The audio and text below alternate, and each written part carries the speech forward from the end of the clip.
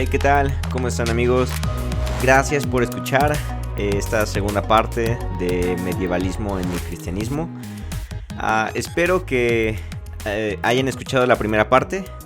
De verdad van pues muy de la mano, entonces si no la has escuchado, sí te animo mucho que escuches la primera parte. Y aún si no has escuchado los episodios anteriores, te animo aún más a que puedas regresarte al menos por ahí del episodio 36, si no mal recuerdo, que es donde empiezo a hablar de esta temática. Entonces gracias de nuevo. Para los que aún no me siguen en redes sociales, ya saben, pueden encontrarme como Rick Santiago, con la última O en lugar de O un 0, para que podamos allí, pues no sé, platicar al respecto, o si tienen alguna duda, queja o sugerencia, igual pueden ponerse en contacto conmigo. Respondo todos los mensajes que me envían, a lo mejor tardo un poco, pero trato de responderlos todos. Gracias. Y pues bueno, vamos a retomar un poco. Estamos viendo la etapa del cristianismo, o la herencia que nos dejó la etapa medieval o la época medieval en nuestro cristianismo. Por eso sí es muy importante que escuches el episodio anterior, porque allí es donde doy a grandes rasgos un panorama, un contexto social, económico, político y religioso con respecto a todo lo que estaba ocurriendo en la época medieval, obviamente hablando de Oriente y Occidente en su epicentro, por decirlo así. Y pues bueno, en el episodio anterior vimos cómo es que heredamos ciertas actitudes o ciertas tendencias hacia un liderazgo paternalista, que nuevamente no me canso de hacer énfasis, que me refiero a un liderazgo que no es sano. Hay muchas cosas que no son precisamente malas, pero que llevadas a pues sí, a un dominio, a un control, a una sujeción por parte del liderazgo, o incluso a un temor por parte de los seguidores, pues no es sano. Y mi propuesta pues era un liderazgo más fraternal, más lleno de amor, y básicamente eso es lo que platicamos en el episodio anterior. Entonces ojalá les haya gustado. Y en este episodio vamos a hablar un poco más ya con respecto a la teología que heredamos de la época medieval. Es un tema igual un tanto, bueno, no es tan espinoso, creo yo, pero sí es muy interesante, porque tenemos muchas costumbres, tenemos muchas prácticas que heredamos pues sí, de esta época, que nos han causado daño entre nosotros, como hermanos, o como compañeros de la fe. También nos han causado daño a nosotros mismos en nuestra forma de vernos, y también han causado daño en nuestra relación con Dios por la manera en la cual lo percibimos. Entonces, más o menos de esto es de lo que vamos a hablar, de estos, bueno, sí, de 3 puntos muy importantes que creo yo es básicamente en lo que me gustaría enfocarme. Y nuevamente, o sea, el tema da para mucho, da para, yo creo, una serie completa, pero pero para no extenderlo tanto, me voy a enfocar en 3 puntos que son los que más, pues sí, los que yo creo más pertinentes. El primero de estos puntos, vamos a entrar de lleno al tema, no hay mucha introducción, pero el primero de estos puntos de la época medieval, de lo que yo creo que heredamos, es esa visión dualista.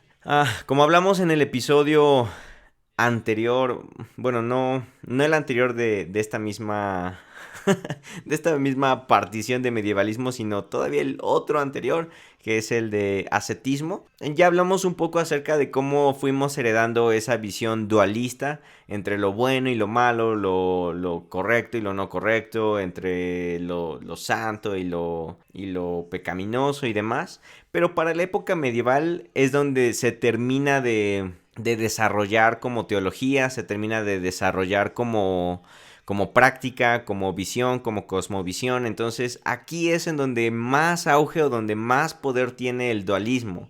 Entonces sí es muy importante que podamos identificarlo, porque nos vamos a quitar una gran carga de nuestra espalda o de nuestra manera de ver el mundo si podemos entender que no se trata de una visión dualista, no se trata de una visión negativa, porque igual como comentaba en el episodio anterior, muchas veces los cristianos tenemos la facilidad de ver más fácilmente al diablo o a los demonios o toda esta parte satánica en todo lo que nos rodea, y nos cuesta más trabajo poder ver a Dios en todo lo que nos rodea. Entonces esto mismo viene de esta época, y principalmente yo creo que el punto clave aquí es precisamente la figura de Satanás. Satanás es una figura que cobra su poder en la época medieval. Como habíamos hablado, la iglesia se da cuenta de que una de las mejores formas de poder dominar a las personas, o una de las mejores formas de poder tener un control de ellos, era por medio del temor, por medio del miedo. Entonces, en base a textos bíblicos, en base a diferentes posturas, teorías, corrientes, incluso a tradiciones que ya venía heredando el cristianismo, que ya venía heredando desde el judaísmo, y por el otro lado la religión pagana de Roma, pues se genera esta figura de un ser que está en completa oposición y en una lucha constante con Dios. Como si Dios no pudiera vencerlo, como si Dios realmente se esforzara en pelear contra él, o como esa imagen, no sé si algunos de ustedes la llegó a ver, en la cual está Jesús y por el otro lado está un Satanás dibujados y jugando fuercitas, y como si a Jesús le costara trabajo, ¿no? Como si realmente hubiera una batalla eterna. Y esto mismo es desarrollado más, como les comentaba, en la época medieval, porque era un instrumento como anillo al dedo que solían usar los sacerdotes, que solían usar los papas, e incluso no sé, los reyes o cualquier otra persona dentro del liderazgo. Podían utilizarlo como un: si tú no haces esto, si tú te portas mal, si tú estás en nuestra contra, o si tú no crees en Dios, entonces definitivamente estás poseído por Satanás, o entonces Satanás te va a atacar, o entonces Satanás te va a corretear. De hecho, es muy curioso porque esa imagen que tenemos al día de hoy de un Satanás color rojo, con cuernos, con cola y con patas como de toro, precisamente se crea en la época medieval. Los caricaturistas necesitaban o tenían la necesidad de plasmar a una persona pues temible o mala, y empiezan por una caricatura que pues es más cómica que tenebrosa para la época, de un Satanás pues con estas características. Pero se desarrolla aquí, o sea, realmente en la época de Jesús no tenían esta figura roja con cuernos de un demonio. Incluso la Biblia pues habla de que este ángel caído era hermoso, o se vestía de ángel de luz, o demás descripciones que podemos encontrar. Pero principalmente esa imagen de un Satanás feo y horrible, y que está nada más buscando la forma de arruinarnos la vida, se desarrolla aquí, en la época medieval, y se desarrolla como una forma de poder tener dominio en las personas, lo cual nos lleva a otro punto interesante, que son los demonios. Digamos que sí, en el Nuevo Testamento Jesús nos habla y nos demuestra acerca de personas endemoniadas. Sí se habla acerca de liberación y este tipo de cosas, pero digamos que en la Edad Media es en donde también se desarrolla como una forma de infundir miedo, de decir: es que esa persona, si está en contra del rey, seguramente está endemoniada.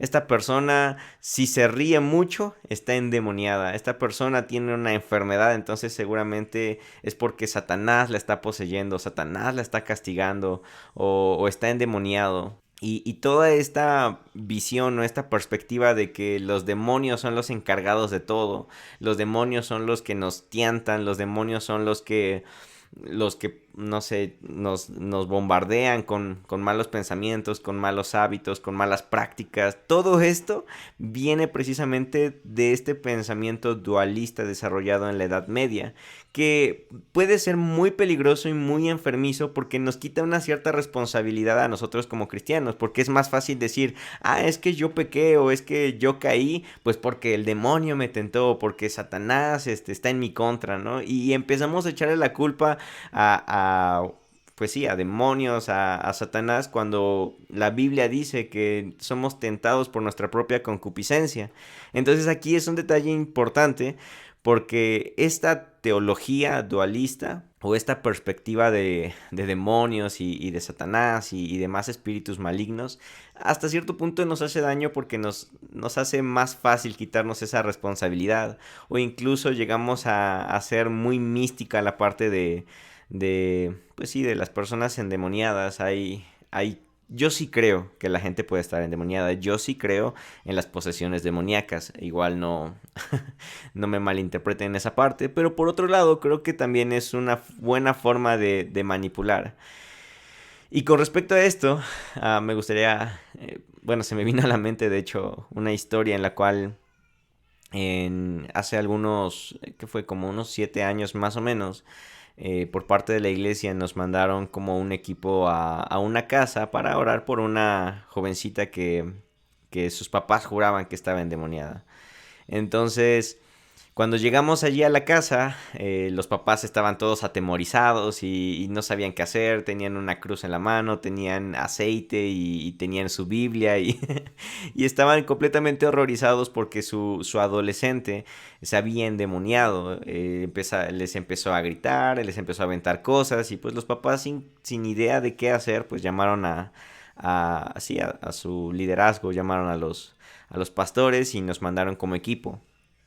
Cuando nosotros llegamos, yo empiezo a platicar con ellos, empiezo a preguntarles cuáles habían sido las actitudes, qué había pasado anteriormente de eso, si alguna vez ya había sucedido algo parecido y demás cosas. Y cuando los estoy escuchando, a lo mejor por no sé, por mi racionalización que tengo como hábito, que a veces me trae más problemas que beneficios, empecé a cuestionarme si realmente era una persona endemoniada.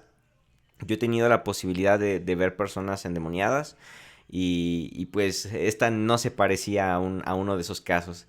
Entonces les pedí la oportunidad de que me permitieran entrar a la habitación de esta chica para poder platicar con ella. Y el resto del equipo se quedaron platicando con los papás, tratando de consolarlos, de animarles, porque pues estaban muy, muy, muy entristecidos, porque pues su hija, su tesoro, pues estaba portando muy extraña.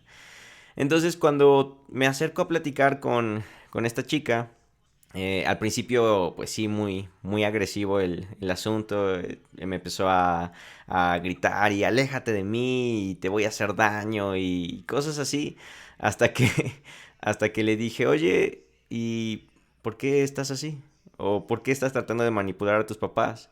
Y yo recuerdo igual, o sea, no tengo de la memoria fotográfica para decirles exactamente lo que les dije, pero sí recuerdo lo básico, que yo traté de acercarme y hablar con ella como si fuera un humano normal. Le dije cosas como, oye, ¿y por qué te enojaste con tus papás? ¿Y por qué les gritaste?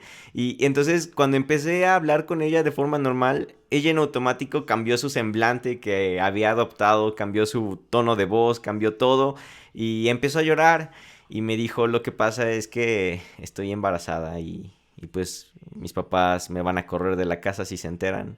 Y pues bueno, ¿cómo les explico? No creo que la historia se cuenta por sí misma. Ella había adoptado esta actitud pues sí, de endemoniada, a fin de que sus papás como que vieran las cosas en perspectiva y cuando ella se acercara a decirles, es que estoy embarazada, como que pareciera menos grave el caso, ¿no? Era mucho más grave creer que ella estaba endemoniada y cosas así, a simplemente, pues, haber confesado, pues, que se había fallado a ella misma y a sus papás.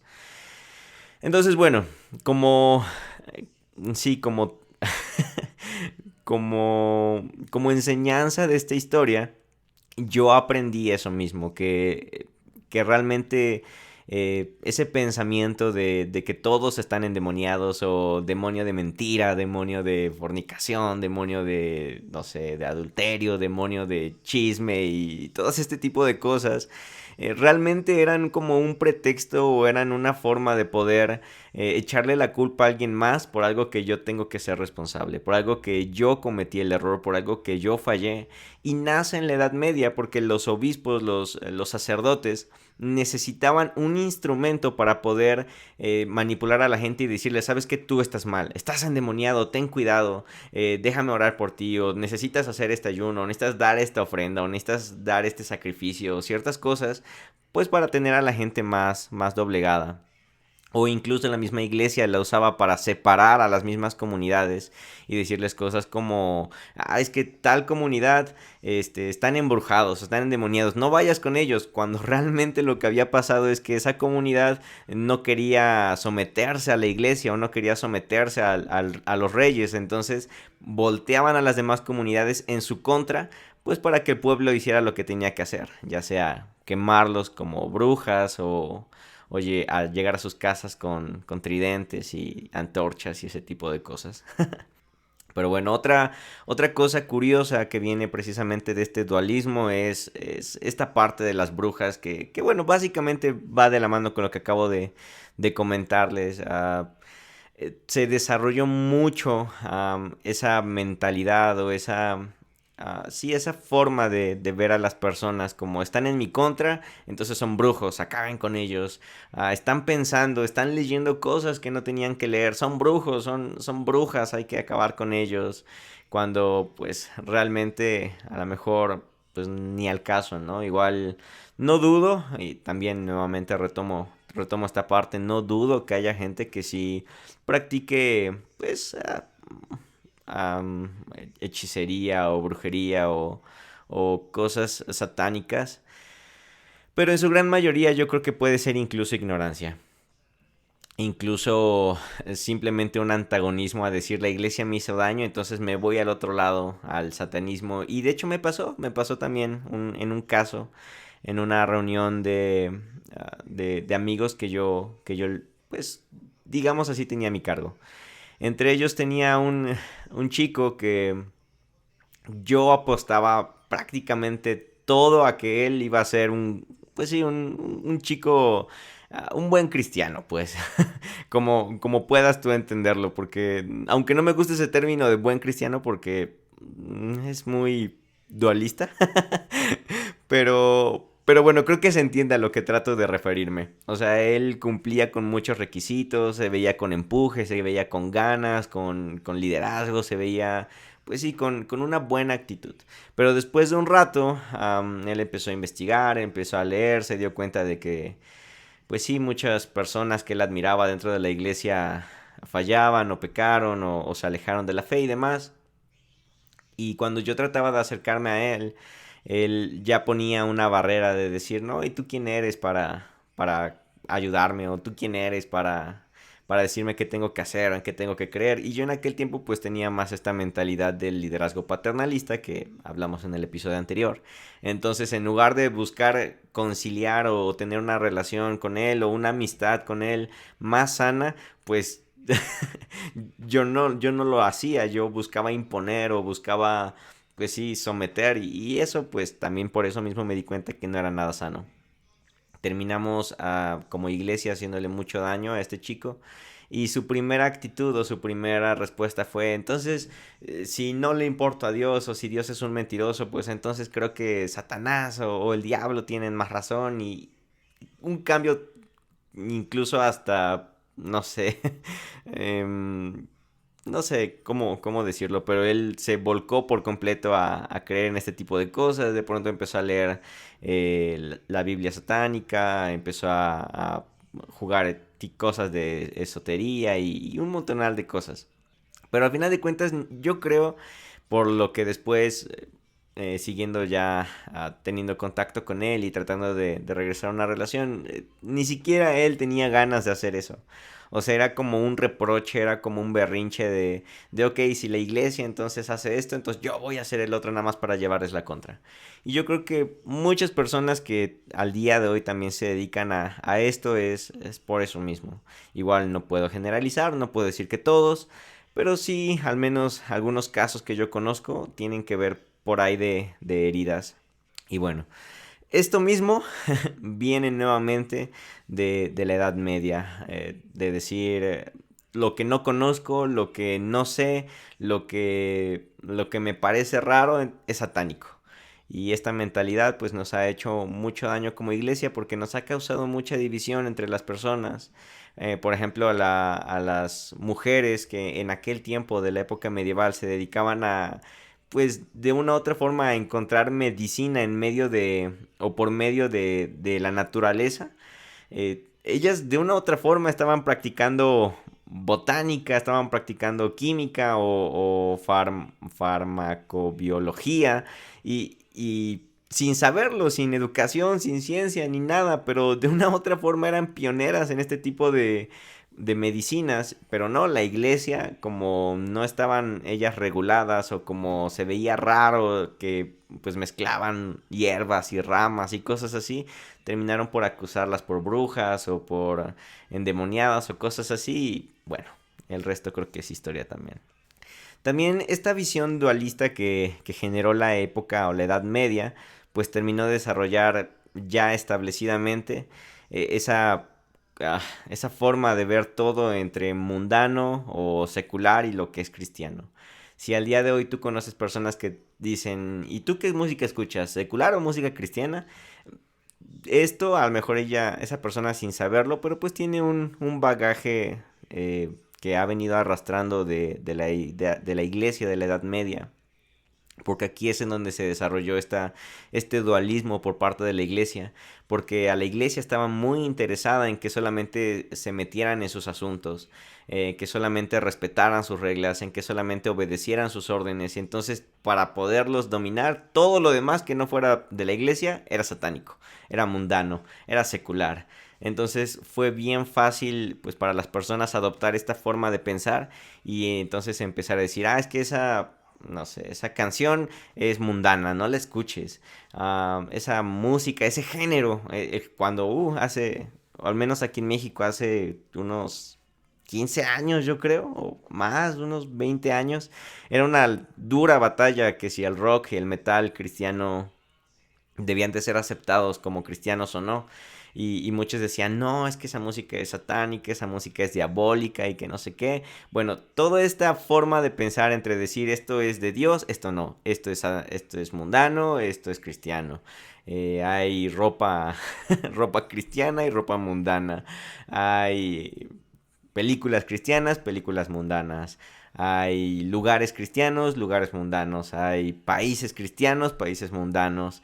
Hay colonias cristianas, colonias mundanas. Hay naturaleza cristiana, naturaleza mundana. Todo este pensamiento de lo, pues sí, de lo dual nace, bueno, no nace, ya se venía arrastrando, pero se termina de desarrollar y se termina de imponer en la iglesia aquí en la Edad Media. Entonces, eso creo que es de las cosas más dañinas que hemos heredado y que me gustaría que pudiéramos identificar como iglesia, porque nos va a ayudar a quitarnos ya esa carga de decir, al final de cuentas Dios lo creó todo. ¿Cómo lo usemos? Entonces es diferente. Por ejemplo, y aquí a lo mejor lanzo un tema algo espinoso, ¿no? Por ejemplo, la marihuana. La marihuana para muchas iglesias es como un tema que esa palabra es casi satánica y diabólica y si la dices dentro de la iglesia merece ser excomulgado. Cuando realmente Dios creó la marihuana, Dios creó la planta de la marihuana. ¿Por qué? Porque tiene muchos nutrientes para médicos o muchos nutrientes para curar o muchos nutrientes que al final de cuentas están diseñados para ayudar a la salud del hombre, a la recuperación del hombre. Ya que el hombre la use para otras cosas, para otros fines, es punto y aparte. Pero al final de cuentas es creación de Dios. Lo mismo con todo lo demás. Espero que este punto pues, pueda quedar un poco claro. De igual modo, pues como segundo punto, creo yo, ya metiéndonos un poco más no sé, aspectos teológicos, creo que la Edad Media nos heredó una imagen errónea de Dios. Como habíamos visto en el episodio, sí, creo que sí es el 36 del Imago Dei, el hombre todo el tiempo ha formado una imagen de Dios conforme a su contexto, conforme a su cultura, conforme a su sociedad, conforme a su política, conforme a lo que está viviendo en ese momento, crea la imagen de Dios que tiene. Y en la Edad Media pues es todavía más evidente. ¿Por qué? Porque los hombres o las personas se formaron una imagen de Dios conforme al liderazgo que ellos veían. Es decir, conforme a los papas, conforme a los sacerdotes, conforme a los reyes, conforme a los nobles, conforme a los señores feudales, que básicamente, así igual tratando de describirlos, eran personas que, por ejemplo, llegaba un señor feudal a tu casa y decía, ¿sabes qué? Yo te cuidé de tal asalto, yo te cuidé de los bárbaros en esto, entonces ahora me voy a quedar con tu hija. Entonces ahora la mitad de tu terreno ya es mío. Y tú no podías decirle que no. Era lo que había, era lo que te tocaba y pues ni modo. Está bien, quédate con mi hija, quédate con mi terreno, pues ya no me queda de otra. De igual manera aquí se termina también de establecer un poco más sistemática la teología retributiva. Es decir, que si yo me porto bien, por ejemplo, si yo hago esto bien, entonces Dios me va a bendecir. Si yo hago esto mal, entonces Dios me va a castigar. Si yo obedezco, Dios me bendice. Si yo desobedezco, Dios me va a castigar, Dios me va a maldecir. Y esto es súper, súper clave dentro de la iglesia porque estoy seguro que tú has escuchado esas personas que, no sé, te asaltaron y lo primero que te dicen no es, oye, ¿estás bien? Oye, ¿y te pasó algo? ¿Te hicieron algo? Sino lo primero que te dicen es, pues algo has de haber hecho. O pues por algo Dios lo permitió. O por algo Dios te está castigando. Y entonces es como de, oye, pues ¿en qué Dios crees?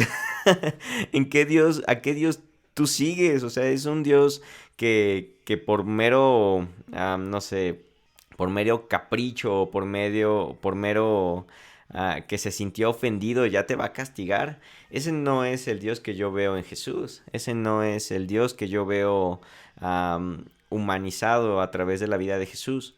Entonces, esto es súper, súper clave también que nos heredó la época media, la forma de ver a Dios.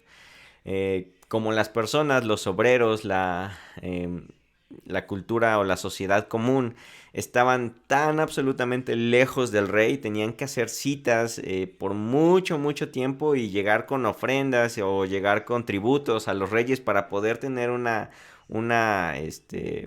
¿qué sería? Como una visita, una cita, sí, una cita con el rey. Lo veían extremadamente lejos, entonces las personas empezaron a creer que lo mismo era con Dios. Y entonces la gente empezó a imaginarse o acercarse a Dios como un Dios que era un rey sentado en su trono lejano, al cual tú tenías que haber pasado todo el día portándote bien, en el cual tú no tenías que haber cometido errores, tenías que estar intachable y acercarte con algún tipo de ofrenda o con algún tipo de tributo para que Él entonces se dignara a recibirte. Y esta forma o esta mentalidad de acercarse a Dios la venimos arrastrando al día de hoy, o al menos yo la adopté por mucho tiempo. Yo me acuerdo que si quería llegar a orar en la noche, pues yo me esforzaba por todo el día pues no pecar o no fallar o no equivocarme, porque si me llegaba a equivocar yo me sentía indigno, me sentía, pues sí, como que Dios me iba a castigar o me iba a rechazar si yo me acercaba a Él, lo cual pues es una teología súper podríamos decir antibíblica, anticristiana, porque no es lo que nos enseña Jesús. Y esto es, creo que algo que nos deja muy tristemente la iglesia medieval. Si tú eres una persona que ve a Dios así, como un rey lejano, como un rey que solamente está observando en lo que te equivocas para juzgarte o condenarte o castigarte, déjame decirte que tienes una visión de un Dios medieval. Otra cosa que teníamos, o que bueno, que venimos heredando, es acercarnos o ver a Dios con temor o con miedo, porque, eh, porque esa es la forma en la cual las personas veían a sus reyes o al papa. La gente tenía miedo incluso de reírse. Si alguien era cachado o si alguien lo encontraban riéndose dentro de la iglesia o delante del trono o delante del papa, esa persona en automático em, era desterrada de ese lugar porque era una blasfemia reírte dentro de la iglesia, era una blasfemia, era considerado pecado reírte delante del emperador, reírte delante del rey, porque lo hacías perder su honor o esa persona perdía su honor. Y, y dentro de muchas iglesias al día de hoy es así. Tú tienes que acercarte o estar en la iglesia con una cara de seriedad, de solemnidad, con una voz completamente apacible y llena de mansedumbre y de templanza, porque si no, Dios se va a ofender. Como si tuviéramos a un Dios sensiblero, de baja autoestima, que porque escribes Dios con D minúscula ya se ofendió y entonces ahora te va a maldecir por el resto de tu vida.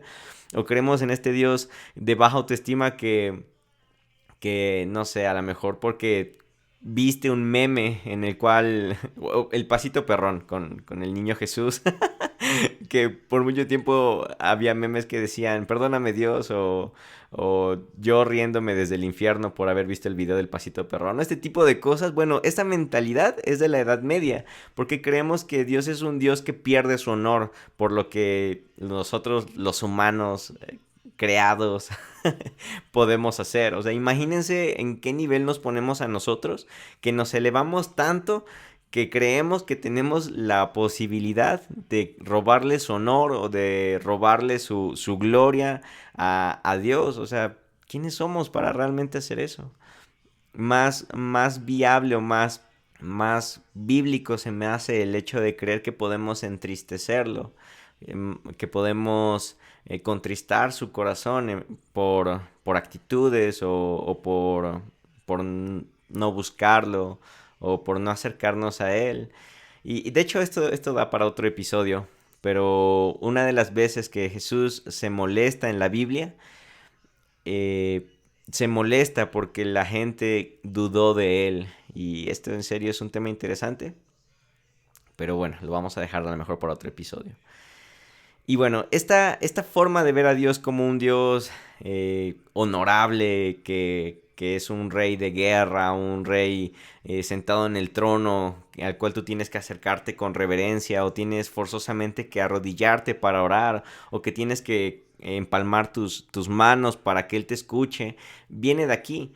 Yo era así, yo sentía que el único lugar en el que Dios me escuchaba era en mi cuarto. Si yo oraba en el baño, sentía que era blasfemia, casi casi. Si yo oraba en el camión, también sentía que Dios no me escuchaba o que estaba yo contaminado o cosas así raras. Y todo esto pues viene de la época de la Edad Media. También se generó una imagen de un Dios, pues sí, solemne, frío, lleno de ira, que todo el tiempo está enojado, que es un viejito enojón, que solamente busca cómo juzgar o cómo acusarte. Y sabes, aquellos ateos bueno, aquellos cristianos que terminan disque alejándose o disque cayendo en el ateísmo, porque muchas veces pues realmente es un ateísmo ignorante, no todos, igual nuevamente, terminan alejándose por esta visión de Dios, de un Dios en el cual, chin, ya pequé, hoy me va a ir mal todo el día, o ahora me van a asaltar por culpa de eso, o me va a mandar al infierno, o ya no soy digno, o ya no sé, Dios me va a castigar o todo esto. No los culpo, o sea, no los culpo porque ni yo mismo podría creer en un Dios así por mucho tiempo. Y eso fue lo que me pasó, eso fue lo que a mí me orilló también por mucho tiempo a casi ser ateo, o me orilló a alejarme pues de Dios, no de la iglesia porque lejos de Dios, pero estaba dentro de la iglesia. Y no los culpo, o sea, yo entiendo ese tipo de personas porque pues realmente yo soy ateo de ese Dios, o sea, yo no creo en ese Dios. Ese no es el Dios en el que yo creo, ese no es el Dios que me muestra Jesús, ese no es el Dios que yo veo ejemplificado, glorificado en Jesús. Y bueno, por último de este punto de la forma en la cual vemos a Dios es de un Dios hambriento de sangre y de venganza, por el cual pues se desarrollaron muchas cruzadas, muchas invasiones, muchas guerras en nombre de Dios, en nombre de la iglesia, en nombre del Santo Papa y demás cosas. Pues ¿por qué? Porque tenían esta visión de un Dios como su rey, era un Dios que quería conquistar los terrenos e imponer su religión, imponer su creencia. Ya no se trataba de hacer proselitismo, sino se trataba ahora de imponer mi religión, de imponer mi tradición, imponer mis creencias. No me importa lo que tú creas de Dios, no me importa, estás mal. Mi Dios verdadero es el que yo tengo porque es un Dios honorable. Y este tipo de pensamiento, pues bueno, también nace de aquí.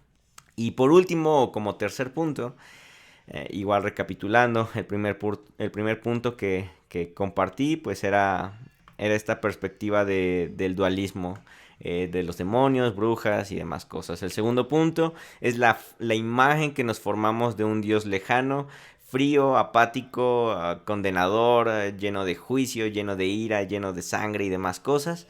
Y como último punto, que es consecuencia del segundo, es en nuestra relación con Dios. Como les decía hace un momento, las personas eran acusadas y eran desterradas o eran excomulgadas de la iglesia si se llegaban a reír delante de Dios. Ellos tenían muchos nobles que eran guerrilleros o que eran soldados y terminaban convirtiéndose en sacerdotes o en obispos o sí, pasándose, digámoslo, a practicantes de la religión que estaba en ese momento. Terminaban adoptando esas mismas prácticas y esas prácticas son las que enseñaban en las iglesias. Por ejemplo, un soldado para poder acercarse a su rey pues tenía que entrar con una reverencia y tenía que hablarle de, oh, su majestad, si usted me permite, si tan solo hallo gracia delante de sus ojos, si su bondad, si sus finezas, si su apoyo, si su mano, si su anillo están de mi lado, entonces yo tendré favor delante del pueblo y cosas así. Y bueno, ese mismo tipo de oraciones son las que este tipo de soldados que se pasan a la iglesia, o no solamente los soldados, también las personas, los sacerdotes y demás, terminan adoptando esa forma de acercarse a su rey para acercarse a Dios. Y entonces empiezan a desarrollarse esas oraciones que poéticamente o retóricamente suenan increíbles, son muy bellas, son muy hermosas porque pues sí te transmiten esa reverencia, ese amor, no sé, ese temor hacia Dios, pero que al final de cuentas nos habla de un Dios lejano, nos habla de un Dios de Dios. Si tan solo tú me permites acercarme. ¡Ey! Jesús ya te dijo que ya no eres un siervo, ya eres un hijo. Y los hijos no se acercan hacia sus papás. Los hijos no se acercan con miedo, no se acercan... Bueno, depende del papá, ¿verdad? Pero bueno, hablamos de un papá y un hijo sanos. No se acercan con miedo, no se acercan con temor a que no, hijo, largo de aquí, porque si te acercas más te voy a mandar a tu cuarto encerrado por todo el día o cosas así. O sea, esta forma de pensar, de orar, de nuestra relación con Dios, pues no es nada sana, no es nada bíblica y la venimos heredando también de la Edad Media. Igual lo que les decía hace un momento, en nuestra forma de pasar tiempo con Dios, en nuestra forma de en dónde buscarlo. A mí me pasaba mucho que si estaba acostado ya como que con ganas de dormir, pero me daban ganas de orar, era como de chin, me tengo que poner de rodillas. Entonces me despertaba, me sacaba de mis cobijas con frío y todo y me postraba en rodillas porque si no sentía que Dios no me escuchaba. Tenía más poder, tenía más unción, una oración de rodillas que si estaba yo acostado en mi cama. Y esta perspectiva o esta forma de creer pues viene de la Edad Media, de que Dios es un Dios rey, un rey honorable al cual tienes que acercarte con reverencia y con temor y que si no, no te escucha. Y bueno, aquí yo creo que puede haber dos tipos de personas, a lo mejor hay más, pero yo me imagino dos tipos de personas. Unos que dicen, oye Rick, está padrísimo eso, acabas de quitarme un peso, una carga de encima, ahora entiendo que Dios me escucha, Dios está interesado en mí y puedo platicar con Él en donde quiera, en el momento que sea, en la posición que esté, sin importar nada, Él me va a escuchar. Y por otro lado van a estar los que me van a decir, oye Rick, pero también eso está muy extremo y la gente va a perderle el respeto a Dios, la gente entonces puede hacer lo que quiera o hablarle como quiera a Dios y dónde queda entonces esa reverencia o ese temor o el temor de Dios o el respeto y ese tipo de cosas. Y sabes, ah, sí entiendo ese punto, sí entiendo a lo mejor el corazón con el que tú tratas de, de entender las cosas, pero yo estoy completamente seguro que a un papá no le va a importar si su hijo le dice, oye papá, chale, ¿por qué? ¿Qué tranza? ¿Qué te ha pasado? Viejo y cosas así. Y el papá a lo mejor, pues sí, va a ser como un poco incómodo para él, pero ama tanto a su hijo que aún así lo va a atender, aún así lo va a escuchar, aún así va a querer platicar con él, porque al final de cuentas lo que el padre anhela es una relación. Al final de cuentas lo que el padre anhela es pasar tiempo con sus hijos, no importando qué tan mal huelan ellos, no importando su aliento, no importando si se ven mal, no importando si tienen tatuajes, no importando si vienen de la cárcel, si vienen de robar. Al final de cuentas un papá lo que quiere es pasar tiempo con su hijo. Y si el padre es un buen padre, el hijo pues se va a sentir confrontado por el amor del padre. De decir, ah, mi papá es tan bueno, mi papá es tan sabio, está tan lleno de gracia, tan lleno de misericordia que ni ganas me dan de tratarlo así. Y eso, yo creo que un amor, yo creo que una reverencia causada por el amor o causada, impulsada por la gracia de Dios, creo que tiene más belleza que acercarse a Dios con reverencia por temor. Entonces, creo que eso es súper clave y es a lo que a mí me gustaría invitarle a las personas que están escuchando este podcast. No importa cómo hablas, no importa si usas palabras muy elegantes, si haces oraciones súper retóricas o súper bellas, Dios te va a escuchar igual como si le dices algo muy básico, sin nada de este tipo de adornos con palabras. Dios te va a escuchar igual, incluso Dios va a escuchar tu silencio. Si no quieres decir nada, si solamente quieres decir, hey, papá, aquí estoy, me siento triste, me siento solo. Y no hablas más, no dices más, Él también va a escuchar eso. Porque Él no solo escucha tu boca, Él escucha tu corazón. Él ve tu corazón, Él lo conoce. Y lo que Él más anhela es pasar tiempo contigo. Es en esa intimidad, es en esa relación que tú tendrás con Él, en la cual vas a ser transformado, cambiado, retado, santificado. Bueno, igual tengo mis tengo mis detalles con santificado, pero quiero que se entienda el mensaje. Vas a ser transformado, libre de todo aquello que te estorba, de todo argumento, de toda culpa, de toda acusación que te puedas hacer. Y allí, en sus brazos, allí en la intimidad, acostado en tu cama o en el baño o en el camión o en el coche, donde tú lo busques, ahí va a estar Él, dispuesto a escucharte y pasar tiempo contigo. Entonces, uf, igual no quería tardarme y ya voy más de 40 minutos, pero en serio, si terminas estos episodios, mi interés es ese, que tú te animes a buscarlo como sea que tú estés, en la forma que tú quieras, con las palabras que tú quieras, pero por favor, pasa tiempo con Él. Eh, Desarrolla ese hábito de, de buscarlo, sí, de querer platicar con Él. Que mucha falta, creo que nos hace falta como iglesia. Eso es todo y espero que les pueda ayudar a tener una mejor perspectiva y lo que yo siempre les digo, si el Dios en el cual tú crees no se parece a Jesús, probablemente estás creyendo en un Dios pues, equivocado, en un Dios que no es el de la Biblia. Si al Dios al cual te acercas es como Jesús, creo que vamos por buen camino.